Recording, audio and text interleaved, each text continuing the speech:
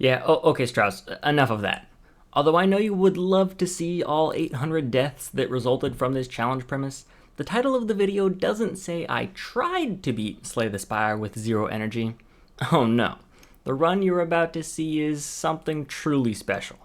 Before that though, I'm going to list out the rules for the challenge in case you also enjoy suffering and want to try this nightmare yourself. Rule number 1, I'm not allowed to use a single point of energy for the entire run. That includes energy created by cards or relics. If ever the energy counter decreases, the run is void.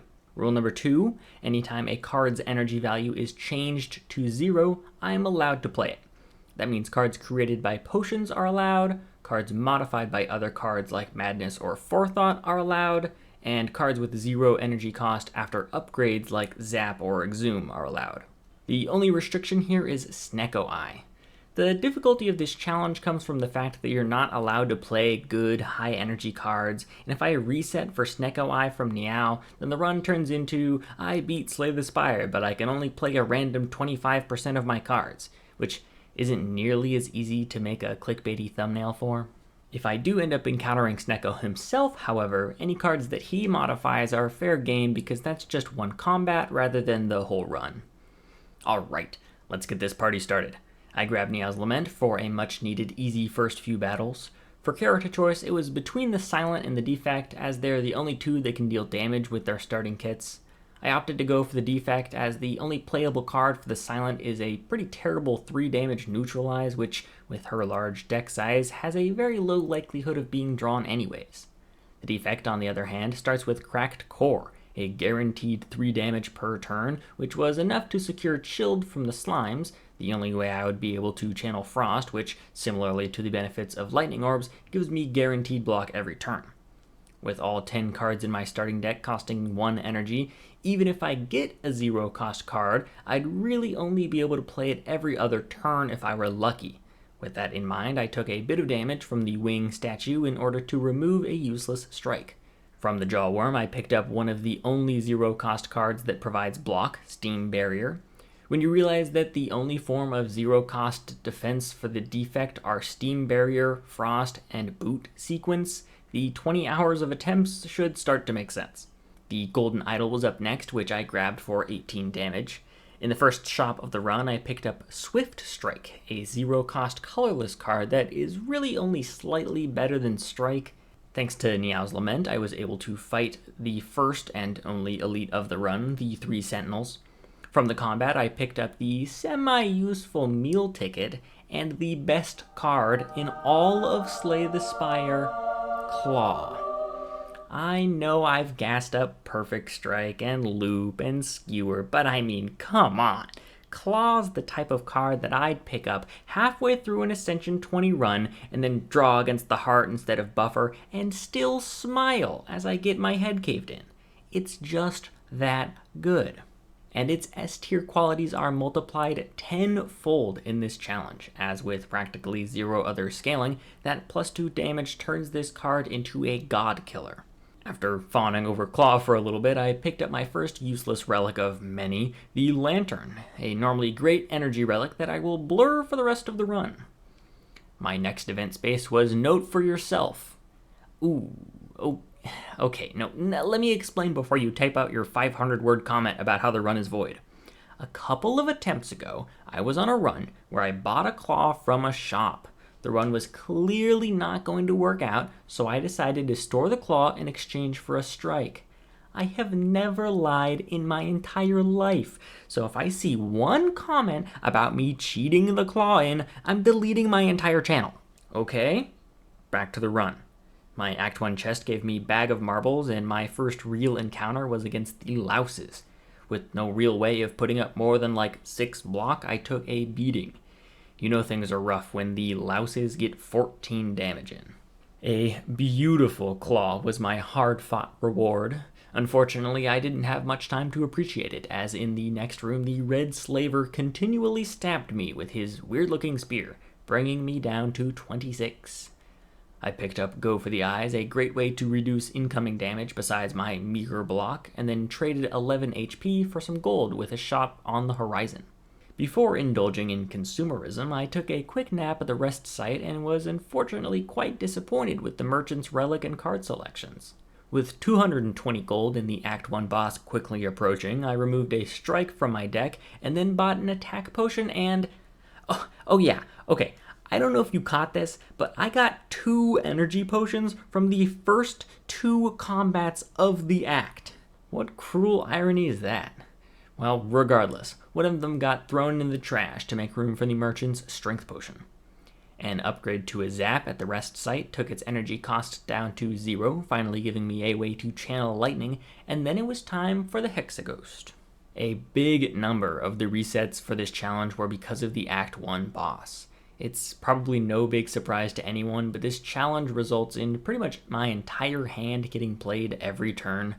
That means that against the Guardian, a boss with built-in thorns, I was getting eviscerated. It got to the point where I would just start checking the Act 1 boss, and if it were the Guardian, I would reset before even talking to Niao. Luckily, this run avoided that dastardly fate, and after drinking my strength potion, I started wailing on the thornsless boss. And by wailing, I mean drinking my attack potion and pulling Melter, which does 18 damage, and then floats around in my deck for the rest of the combat. In all seriousness though, drawing my best 4 attacking cards on turn 1 was insanely lucky, as with the vulnerability from Bag of Marbles, I was able to take the ghost down to 186 before he even saw me. Or, can he even see me? Is that an eye? Like a hexagonal eye? Gross. Well, what's even grosser than a geometric eye was the fact that he would be dealing 30 damage to me if it weren't for a lucky draw of Go for the Eyes, bringing his attack down to 18. A few claws later, and I was dishing out massive damage and blocking like basically nothing. My glass cannon strategy, however, came out on top, and a 23 damage claw was the finishing blow. For my card reward, I picked up Seek, a great addition to the deck as it was basically like drawing a claw. My relic selection was pretty disgusting, as the only non-energy relic I could pick up was Calling Bell. From it, I added Centennial Puzzle, Ornamental Fan, and Duvu Doll to my relic bag. I would have loved to see something like Shuriken, Singing Bowl, or Anchor, but was more than happy to not pick up another useless energy relic. With this being one of the few runs to actually make it to Act 2, I wasn't sure what to expect. I certainly wasn't expecting the looters to be dishing out 20 damage on the first turn, forcing me to use my newly acquired power potion pretty much immediately. I chose Electrodynamics and then took 14 damage before finishing the perpetrators off. In exchange for using my power potion, I was given a fairy in a bottle and the last 0-cost block card in the Defects arsenal, Boot Sequence, to complete my underwhelming Triforce of terrible defensive cards. Next up was the Spheric Guardian, who chipped my health down a bit before taking a 16 damage claw to the face. The Augmenter greeted me in my first event space of the Act. I opted to pick up Mutagenic Strength, as its synergy with Bag of Marbles vastly decreased the amount of time I had to spend in battles. The Old Beggar allowed me to remove my final strike, and at the Forgotten Altar I traded the Golden Idol for the Bloody Idol, giving me some very useful healing. With guaranteed gold after every combat, I'd be able to focus less on defending and more on attacking, a strategy my deck was luckily already quite suited for. The vampires offered to trade my 0 strikes for 5 bites that I wouldn't even be able to play, a deal I quickly turned down before the third combat of the Act against the Centurion and Mystic. The Mystic's constant healing was very annoying, as my deck needed some time to ramp up. Ramp up it did, but not before I dropped to a mere 20 HP.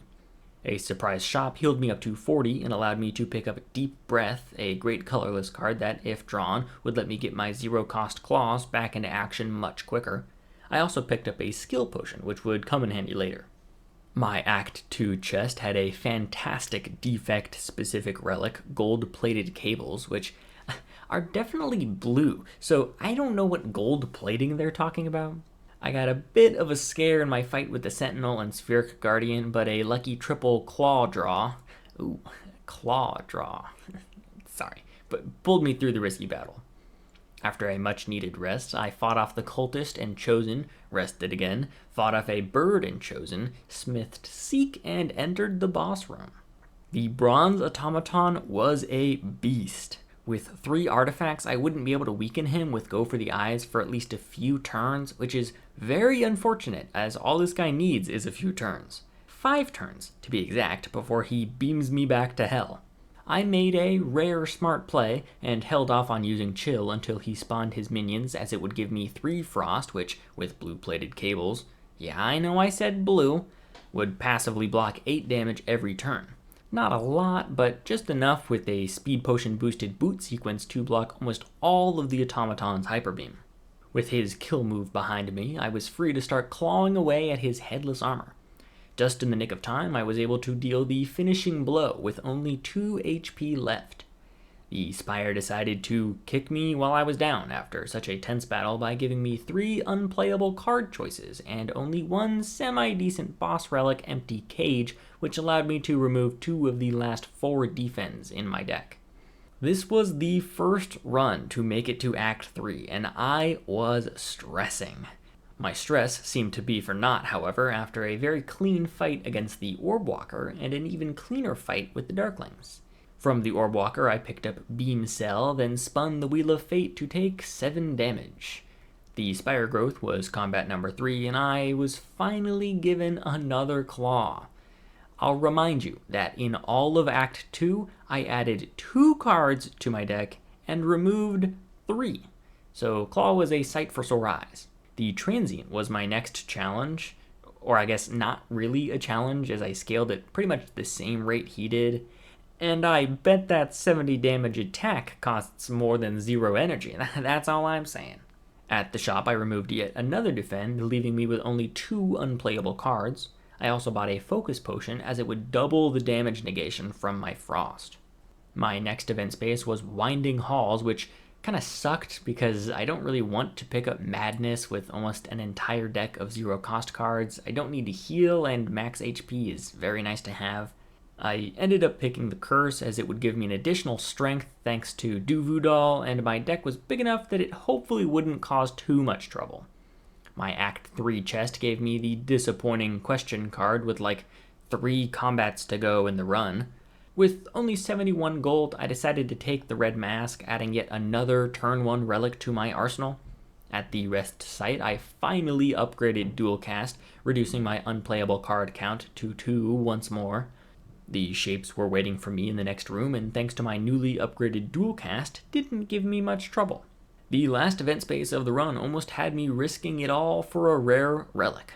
After slapping some sense in myself, as this was the best run I had ever had, I left the Orbwalkers behind and entered the final shop. With only 20 gold, I did some window shopping, bought 0 windows, and then smithed Deep Breath. Man, finally! I was just complaining about how I never get to fight Donu and Deca in these videos, and here they are. Let's go. These guys suck. They have the lowest total HP of any of the Act 3 bosses if you include the Time Eater's healing.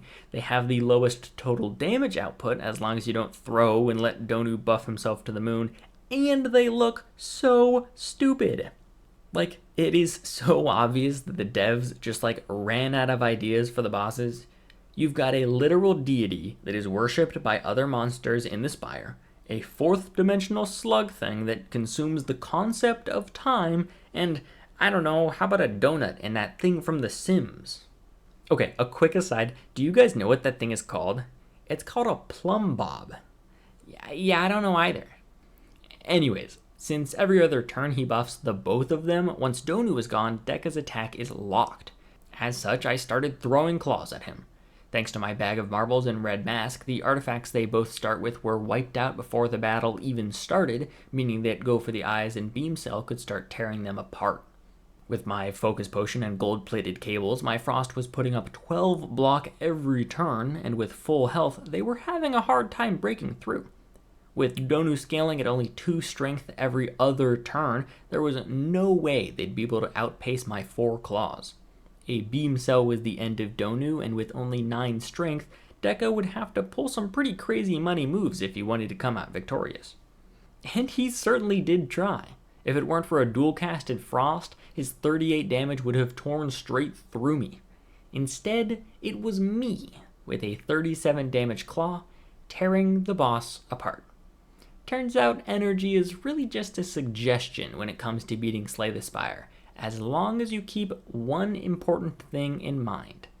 Claw is law. Thanks for watching.